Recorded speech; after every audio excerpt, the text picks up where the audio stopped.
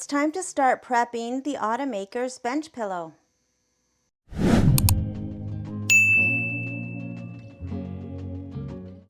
Today I'm prepping for the new Kimberbell Automaker's bench pillow.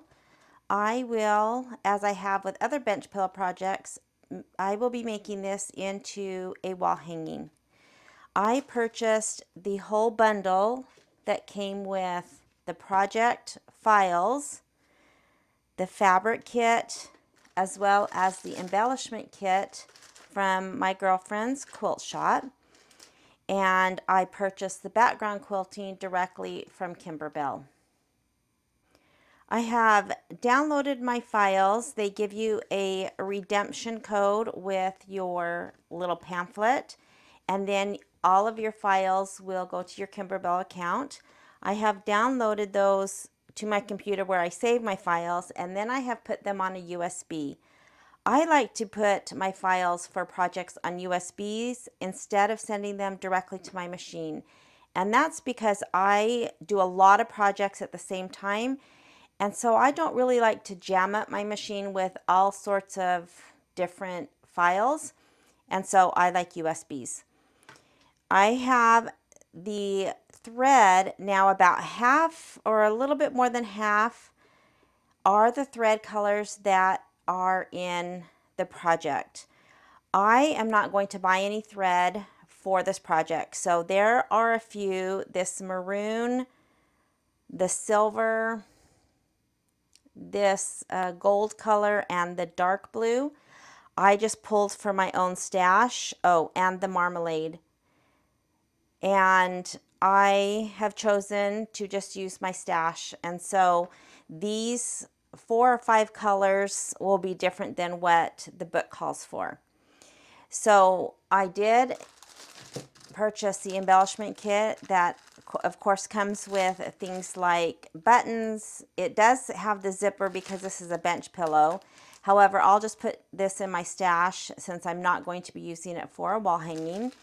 And then it has leathers, microvelvet, mylar, felts, and some vinyl.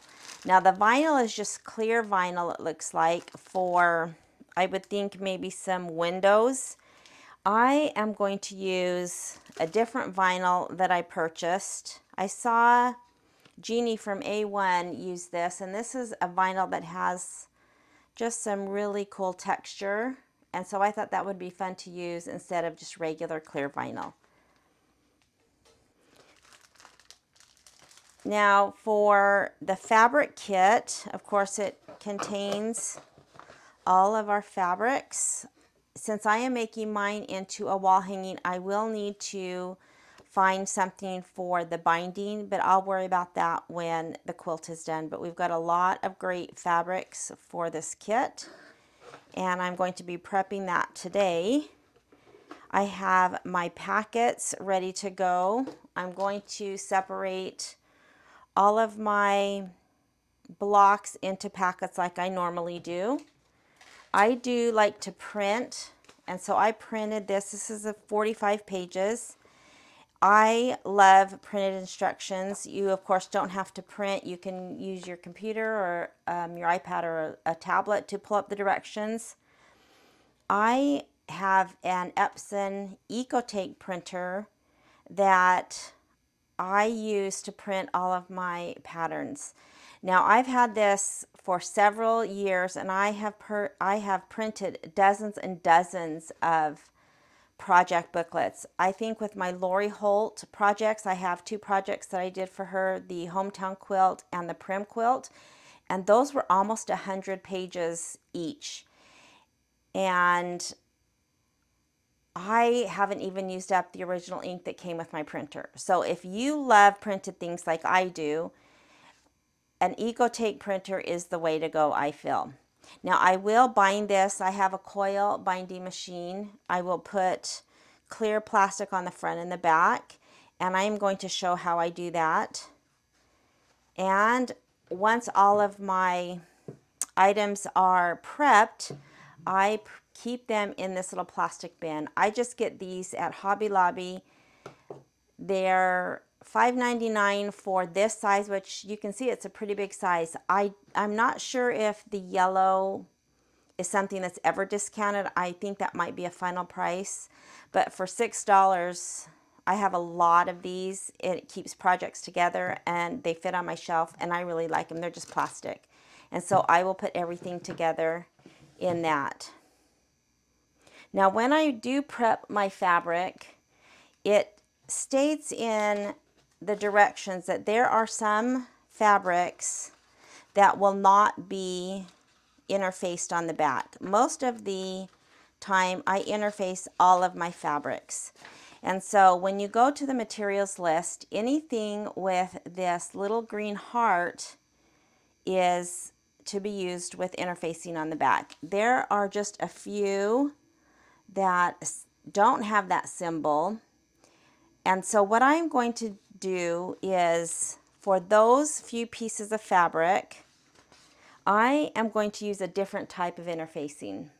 So the interfacing that I normally use for all of my appliques, and I've used this, all the time, is just woven interfacing. It looks like cloth. It's woven. It just looks like fabric. Of course, it has an adhesive on the back.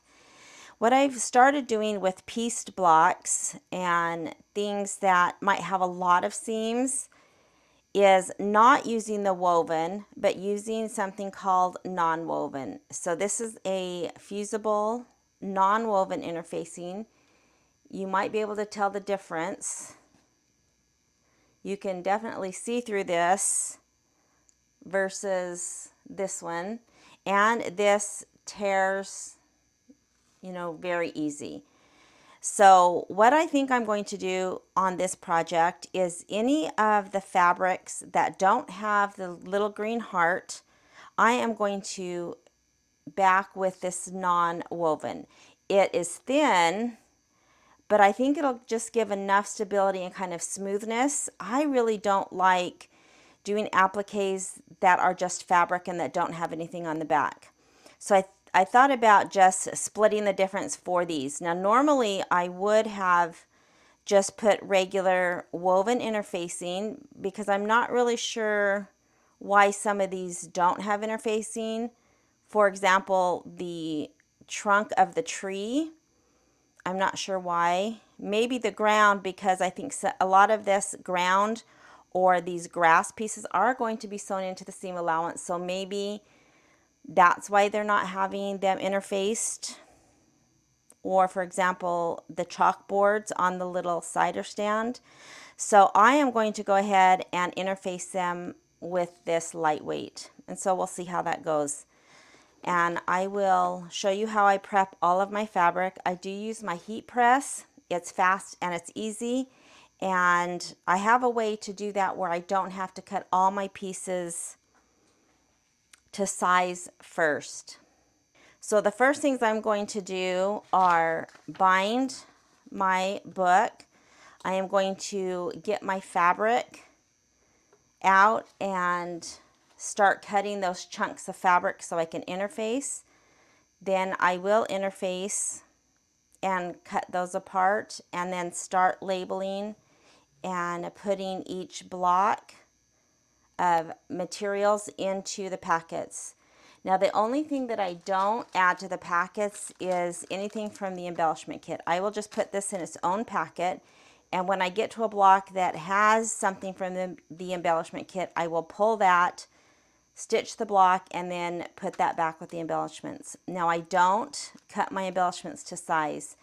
I find that I have a lot left over that I can use for additional projects. I just keep in my stash. I could make, some other blocks, and I just don't feel it's necessary to cut these. I just feel that you waste a lot. So I will put this in its own little packet. I'm going to get a few of these housekeeping items done, and then we can start putting all of this together for our Automakers bench pillow. To bind my papers, I have a coil binding machine. I am going to use clear transparency film to protect the front and the back cover. So what I do is I have it set up and I've tested on just a scrap piece of 8.5 by 11 paper to make sure that the holes are where I need them to be. I'll take my transparency film and just a couple of pages, I'll slide it in up against this guide and then make sure it's back and just hold it and press. It always makes that funny noise when I do transparency, and that's why I only add a couple of sheets. So now I have my holes and I can continue to do the entire booklet.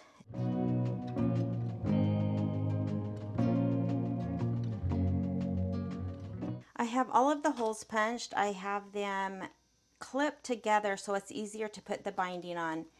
Now honestly, most of the time I just twist this on. You can see how fast it takes, a few seconds to just twist this binding on. However, I have been trying to use this little spinner so that I can get more proficient at that. So as easy as that is just to twist on, I'm going to try it with the spinner so that I can get more practice. Now for my 45 pages plus the clear covers, I am using a 3/8 inch coil. That looks like it's going to be big enough. Sometimes I will put this on, and before I crimp and cut off the ends, I will open the book in several different places to make sure that the pages are not binding or touching. And if they do and it feels like it's not opening freely, then I will have to get a bigger binding and I will just spin it off and try a larger. This looks good. It's pretty close, so I'm going to see. So I'm going to turn this on and try spinning this. This has grooves where these coils fit into and it just spins it on. Again, for one, I could be done by now by the time I'm saying all this. But I've had larger, thicker books and it's harder to get the coil to spin on. Not really harder, but it takes longer. So again, I've been trying to get a little bit more proficient at this. So I will hold these together and I will just put my binding, and it, if all goes well, will spin that binding on. And I kind of have to get it at the right angle.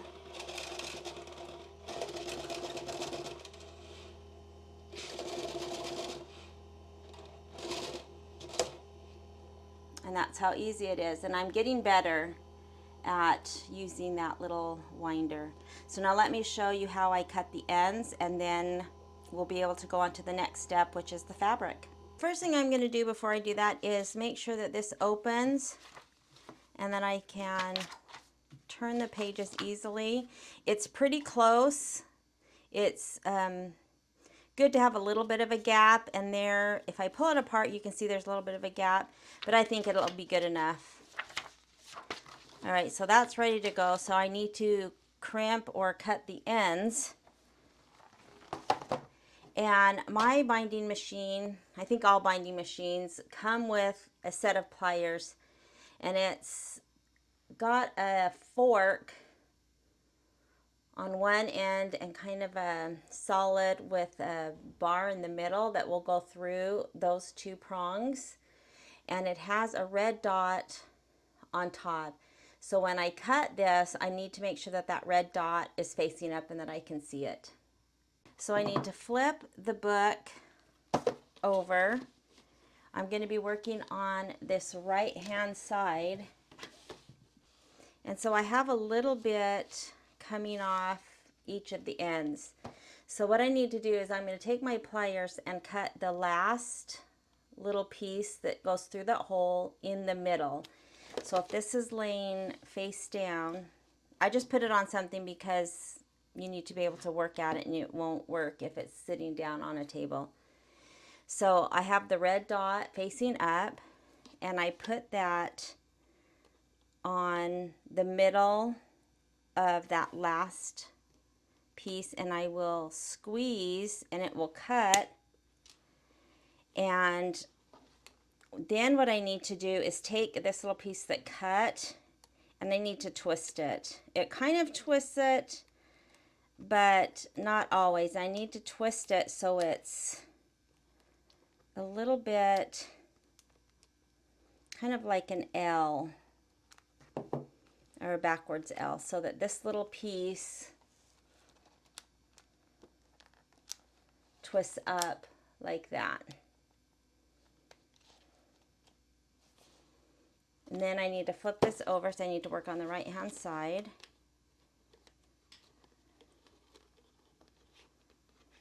I'll get that all straight. That piece that I just cut down here, I'll kind of put it in the middle. And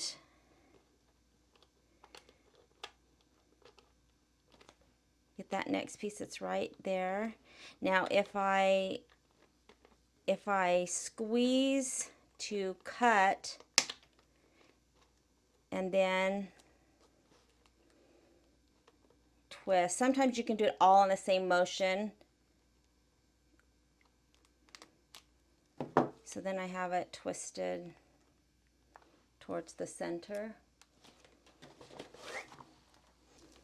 And then I have the ends, and then this will just open up, and I have my book. Again, you don't need to print out the directions. This is 45 pages, and you know, you'll use it and maybe never use it again, but I do like printed instructions. All right, so that is the book done, and now I'm going to work on my fabric. I have pressed my fabric with Best Press, and I have put them in order from the smallest up to the largest. All of these, except for these small, what Kimberbell calls scraps, they're these little 5-inch squares, and all of the background fabric.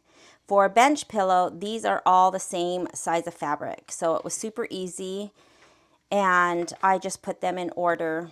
And I put them in order, one, so that when I cut, I don't have to just, you know, try to find it randomly, and that takes time. And two, because I want to make sure that I know which fabric is which. Now for this bench pillow, there's not really any similar fabrics that I might confuse with each other, except for these two. Now if you look at them at first glance, those might look like two solids, and they're actually not. And so if I were to just take this and cut this first one, I might think that that is the tan solid. And I might cut it, not looking ahead, even though this is right next to it, which is actually the solid. So this one right here, it's hard to see. You can see it a little bit. Again, on first glance, you might not notice that this is a fabric that has flowers. And so I always make sure that I put mine in order just in case. Some projects have very similar looking fabrics when it's just a little, swatch of fabric printed out. So I have them all in order from the small pieces, up to this next page. And how, again, I'm going to cut these are into what I call chunks. That's just, I'm not sure what else to call it. Now, for these pieces, I have just printed off these 2 pages, and I have put the size that I'm going to cut just so it's, again, it's faster and it's easier, and I don't have to right now do the math. And so I have just put cut sizes down. Now there are a few that have 2 cut sizes, and that's because there's a whole big piece of fabric that I don't really want to interface if I don't have to. And so while the majority, for example, this fabric right here, I can cut a piece that's 5.5, that's the width, by 6, which is the height of the tallest piece, and I will interface that 5.5 by 6 inch piece. And then of course when I'm done, I will come cut those into those sections. Now I will say on something like this, I don't really have to cut the 2-inch pieces to a 5 and a 5.5. I could leave them the 6.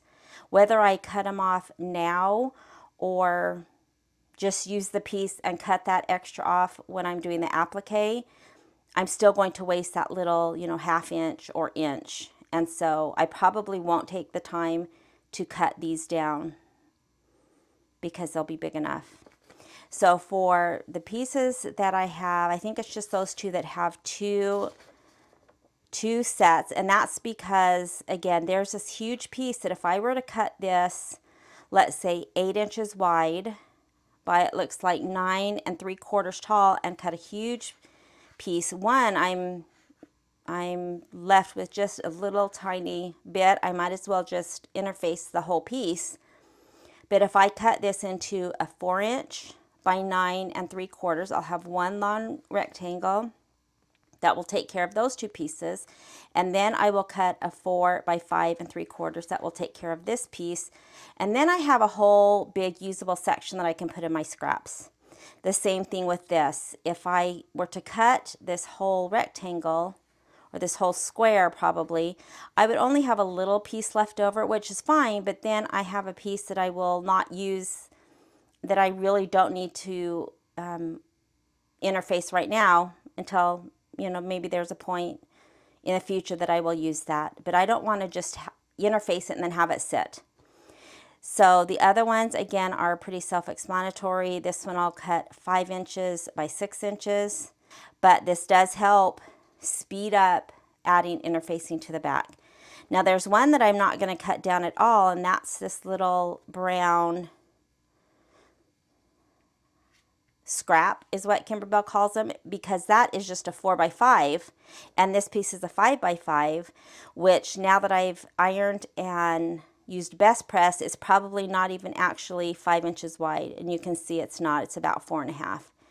And so all of these, the reason I spray with best press and press prior to cutting is because I don't want this to shrink when I add my heat and my iron-on interfacing if I've already cut the pieces to size, because I want to make sure I have enough for the appliques. Now, Kimberbell is very generous in the sizes they give us, and that probably wouldn't, you know, be an issue. But I always like to do that first, because you can see these were 5-inch squares before I pressed them. So it's 5 inches wide because the fabric will shrink in one direction, and it has shrunk substantially on this side. So I'm not going to cut that. I'm going to put that aside. I am going to cut this white piece. I'll cut it 3 by 4, and I'll just go through all of my little diagrams. Now, for the directional fabric, it may be in the scheme of things in the quilt, it won't matter if these run horizontal or vertical. However, I always cut according to, you know, how Kimberbell wants it. Sometimes I make a mistake and it doesn't really matter, but they're telling me to cut these directions or these sizes with the horizontal stripes going sideways. So if I were to be cutting this green piece, my 5.5 would go along the horizontal, and then for me, I'm going to measure the 6-inch tall to get the correct way that they want it cut. Now, there's only one thing that I'm not going to do anything with the fabric, and that is this dark brown fabric that is for the inner borders. Now, I have it in its packet. I just pulled it out of the fabric kit. I haven't pressed it. I have not done anything to it. And I will handle that when I'm ready to actually stitch this, which is when all of my main blocks are finished. And I'll go more into detail about why I don't prep this ahead of time, but I am going to just leave this as is and put it aside.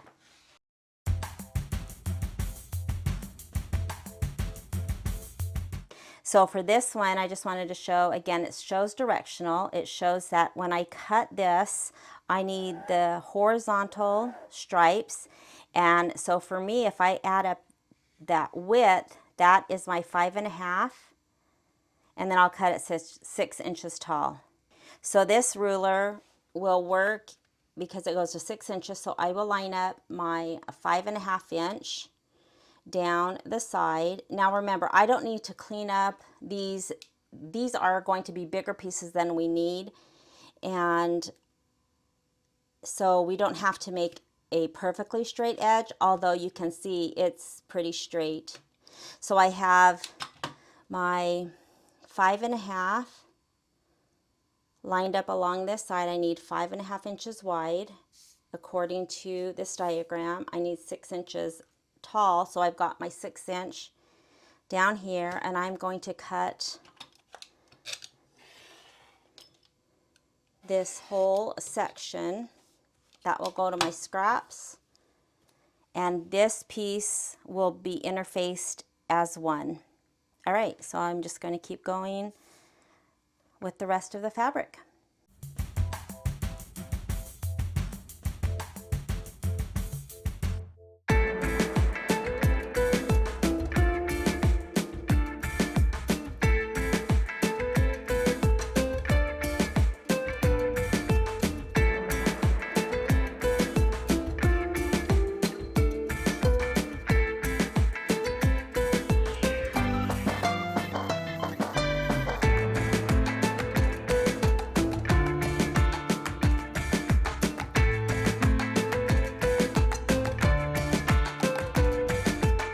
So here's everything cut.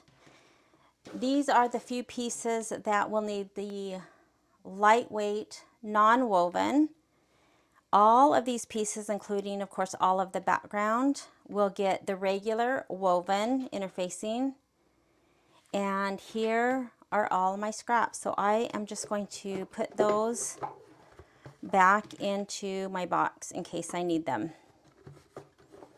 All right, now we're ready to interface. These are ready to be heat pressed, and I wanted to show you what they look like before I get to my heat press.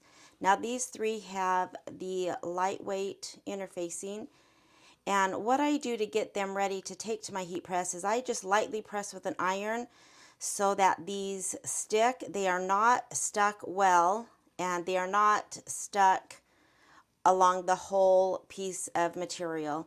And so here are the background pieces for the large center of the quilt. And if you look, you can see that they're not, I could just, rip this apart. They're not tacked down again well. It's just so that I can get this to my heat press without having to readjust when I get there. So here are those main blocks. And then this is what the other pieces look like. So these are the other two main blocks, the first and the last block. You can see I put those together with a couple other pieces. And then I just cut the extra off of the stabilizer. And I think there were some on the bottom because my stabilizer was a little bit longer. And so, of course, I cut the extra off. And so, again, you can tell these are not stuck down. They are just stuck down enough so that I can get them and I don't have to worry about things shifting. Here is another piece. Again, the same premise. I've just kind of puzzled these together. I cut this extra piece out. These are good size pieces, and so I keep those for smaller pieces when I need. And then the last looks like this. Again, just puzzle them together, and then I cut a little bit off here and here. I don't think I kept this little piece, but again, you can see that they're just stuck enough to get it to my heat press. And again, this is why I don't cut all of my pieces to size, because I have to put them back together, and this is much easier. All right, so let me show you how I heat press. So I'm at my heat press. I have it set for 320 for 15 seconds. And what I normally do is place a piece up. And again, this will not fit the whole width. It's a little bit bigger than my heat press, so I'm going to have to do 2 presses, actually 4, because what I do is I put usually right side up with the fabric right side up, and I usually put a pressing cloth because there might be a few little spaces that have the adhesive side up, and so I will usually just cover this. And then I am only going to press maybe 7 or 8 seconds. I don't change my time because it's just easier to stop the press when I'm ready. So usually at 7 or 8, I'll just repress that. And that just kind of gets it stuck. I will shift this down because now I need to do this side. Make sure that that end also gets pressed. I'll do the same thing just for a handful of seconds. And now what I do is flip this over, and these are very hot. I use the Teflon sheets, and these are very hot, even the fabric. So if you're using a heat press, make sure you're careful.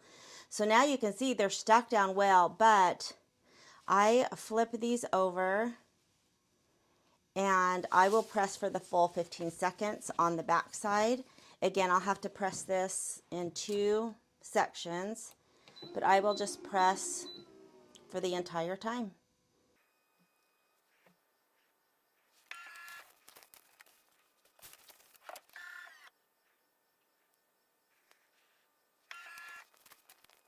And now I have this whole piece pressed. It was fast and it was easy, and I'm ready to press the others. I have everything pressed with the interfacing on the back. I have all of the larger background pieces. These are the 3 with the lightweight non-woven, and then I have all the others that I need to cut apart. I have all of the pieces trimmed apart and then trimmed down according to the directions. And the first thing I'm going to do, because it takes up the bulk of the fabric, is pull all of the pieces for the outer borders. And that is these patchwork borders that go on the top and the bottom of the quilt top. Now, there are 9 different fabrics, and 4 of the fabrics have 2 different sizes. So on the ends of the top border, there is this brown fabric and the yellow, that looks like the yellow stripe. And so you'll notice that, I'll swap these so you can see, that these are not the same size. And so they have 1 piece longer for the 4 pieces that are on the very ends of the borders. And that's just to give extra fabric to trim those to size. So it's important that the longer pieces go on the ends. So I'm just going to take all of these and put them in the packet. So I have the top that has the longer, and I just kind of want to double check that I have the longer pieces cut. This is the yellow. I have the shorter and the longer piece. The blue is a shorter and a longer piece, and it looks like this one is a shorter and a longer piece. So I know I have the 4 ends, and then I have all of the center pieces that are all exactly the same size. So I have all of my border pieces. I will put these in the packet. Now I do want to note on the borders, I will be trimming these down again after I sew these together, and that's because of the way I do borders, but I'll explain that when it's time to do those. So I will set that aside, and that gets rid of the bulk of my material. So now what I need to do is just go through each of the blocks. I think this one is the first, this block 7, which is actually the last block in the quilt. It's the very right. I will pull the fabric. So I have the thin background, and then I need the fabric for the grass, and I need the 2 by, looks like 5 1/4. Now remember, I mentioned that I wasn't going to cut these down. This was 1 piece, and I needed a 1 1/2 by 6, and then I need 2 2-inch pieces. smaller than 6 inches. I left them at 6 inches because it doesn't really matter. I'll just cut away what I don't use. So I need one of those 2-inch pieces. Then the trunk, I need the 3x5. That looks like it's a 3x5. That's that brown. And then the leaves will be green felt. Again, I won't pull that until I'm ready to work on the block, and then I'll pull that from the embellishment. And then I do need to add my batting, and this block will be ready to go. I will take that and slip it into its little packet. It has, again, the name and the page number. When I cut my batting, sometimes I will add each of the battings to the individual packets. Sometimes I will just keep all of the batting in a packet and pull the size that I need. There's only 7 blocks, not including the inner or outer border, so I may just keep those in a packet. There's only 7. All right, so that one's done, and that's how I will continue to go through each of these blocks to organize all of my fabric. So I'll just turn to the next one, which is the Sunflower Garden. I've got my packet. Oops. And this one needs the large background, and then I will just go and pull the fabrics. This also needs the grass. Now this needs that 1.5 by 6. So I will pull that, and then the clouds are felt, and so I don't need that, and that is all I need. This is all embroidery, and then adding 2 buttons. So the grass and then the felt clouds are the only thing I need for this other than the batting. So I'll slip this in, and I will just continue going block by block and getting all of these packets done, and then I'll show you what it looks like. Now I am coming to an end of putting these in packets, and I just realized that I interfaced the 2 browns opposite of what I should have. So this little brown that was a scrap was a solid brown, and I did that the lightweight, and I should have done that according to the directions with this kind of linen looking, and I did that with the regular woven. And so I messed up because I guess I wasn't paying attention when I was looking at the directions, you know, and that happens. I don't really think it's a big deal. I used to always interface everything with the woven, but if I look on the directions, I just looked at this, looking at that brown, and just, I don't know why I assumed it was just the solid, because there was a brown down here, and which, of course, I should have known by the size, but again, sometimes things like that just slip by. So the tree trunk that is up here, and I think this is for the general store sign. Anyways, they're backwards, so it should be fine. And again, normally I always just do the woven. All right, but I did make that mistake and do the browns opposite than what I had said I was going to do. So I'm done putting all my packets together. So I have my container, I have my thread and my USB. I'm going to have my book in the front, and then I have the rest of my fabric scraps in the box. And then I have the embellishment kit with the items that will be put on at the very end of the quilt. So the buttons, and then I'll put that zipper in my stash. I'm not going to use these, of course, until the top's done, so I stick that in the back so that I don't have to wade through it every time I pull something from the embellishment packet. So I have the embellishment packet, and I also am going to put this vinyl that I think I might use. It has this kind of iridescent for the windows. So I have that also just in the front.